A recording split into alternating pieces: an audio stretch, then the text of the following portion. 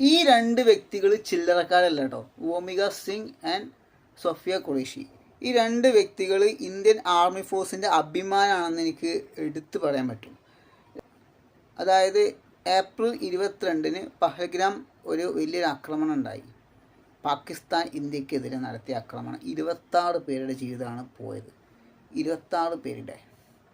അതിന് തിരിച്ചടിയായിട്ട് ഓപ്പറേഷൻ സിന്ദൂർ എന്ന പേരിൽ ഇന്ത്യ ഒരു ആക്രമണം നടത്തി. 9 ഭീകര കേന്ദ്രങ്ങൾ, പാകിസ്ഥാൻ്റെ ഭീകര കേന്ദ്രങ്ങൾ ഇന്ത്യ തകർത്തു. അതിൻ്റെ എല്ലാ ഓപ്പറേഷൻ്റെയും ബാക്കിൽ ഈ രണ്ട് വ്യക്തികളാണ്. ഇവരാണ് അത് നയിച്ചത്. അവർ ചില്ലറക്കാരാണോ? അല്ലല്ലോ. അതാണ്. ഇതിൽ വേറെ കുറേ സംഭവങ്ങളുണ്ട്. സ്ത്രീകളാണ് ഇതിന് മുന്നിട്ട് ഇറങ്ങിയത്. എവിടെയെങ്കിലും നിങ്ങൾ ഇത് കണ്ടിട്ടുണ്ടോ? ഇങ്ങനെ ഇത്രയും വലിയൊരു അറ്റാക്കിന്, ഇത്രയും വലിയൊരു ഓപ്പറേഷന് 2 സ്ത്രീകൾ നേതൃത്വം വഹിച്ചത് കാണുന്നത് സത്യം പറഞ്ഞു കഴിഞ്ഞാൽ ഒരു വുമൺ എംപവർമെൻ്റ് തുടക്കം, അല്ലെങ്കിൽ അതിൻ്റെ ഒരു ശക്തി എന്ന് പറയുന്നത് ഇതല്ലേ അല്ലേ? സ്ത്രീകളെ കൊണ്ട് പറ്റുമെന്ന് തെളിയിച്ചേക്കുവാണ്. മറ്റുള്ളവർ സ്ത്രീകൾക്ക് ഇതില്ല, അവരെ കൊണ്ട് അത് പറ്റില്ല, അതുകൊണ്ട് ചെയ്യാൻ പറ്റില്ല എന്നൊക്കെ എഴുതി തള്ളുമ്പോൾ ഇവിടെ പുരുഷന്മാരല്ല ഇതിന് നേതൃത്വം വഹിച്ചത്, 2 സ്ത്രീകളാണ്. അതായത് ഇക്വാലിറ്റിയെ മാനിച്ചു. സ്ത്രീകൾക്കും പറ്റും, സ്ത്രീകൾക്കും ചെയ്യാം അല്ലേ? അതാണ്.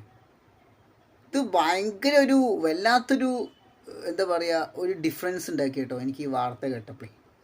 കാരണം സാധാരണ നമ്മൾ ചിന്തിക്കുമ്പോൾ സ്ത്രീകൾക്ക് ഒന്നിനും പറ്റില്ല, സ്ത്രീകൾക്ക് അത് പറ്റില്ല, ഇത് പറ്റില്ല, അവർ അടുക്കളയിൽ കൂടി നിൽക്കേണ്ട ആൾക്കാരാണ്, അവർക്ക് യുദ്ധം ചെയ്യാൻ കഴിയില്ല, അവർക്ക് ഇതൊന്നും നയിക്കാൻ പറ്റില്ല എന്നുള്ള കോൺസെപ്റ്റ് പാടെ മായ്ക്കുന്നതാണ് ഈ സംഭവം. ഇതിനുള്ള നേതൃത്വം കംപ്ലീറ്റ് കൊടുത്ത് ഇതിൻ്റെ ടീം ലീഡ് ചെയ്തിട്ടുള്ള 2 വ്യക്തികളാണത്. ഇവിടെ ആണുങ്ങളല്ല ഇത് ലീഡ് ചെയ്തത്.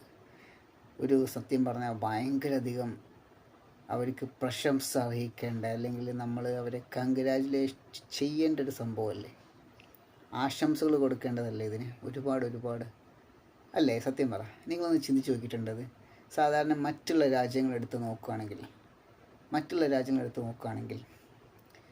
ഈ ഒരു ആർമിക്ക് അല്ലെങ്കിൽ ഒരു യുദ്ധത്തിന് വേണ്ടി ലീഡ് ചെയ്യുന്നത് ആണുങ്ങളായിരിക്കും. പക്ഷേ ഇവിടെ ചെയ്തിരിക്കുന്നത് നേരെ തിരിച്ചാണ് ഇന്ത്യയിൽ. അപ്പോൾ നമ്മളെ രാജ്യം എത്രത്തോളം ഡെവലപ്ഡ് ആയി എന്നുള്ള കാര്യങ്ങൾ ചിന്തിച്ച് നോക്കണം. Proud to be Indian, സത്യം പറയാം. Proud, greatly proud.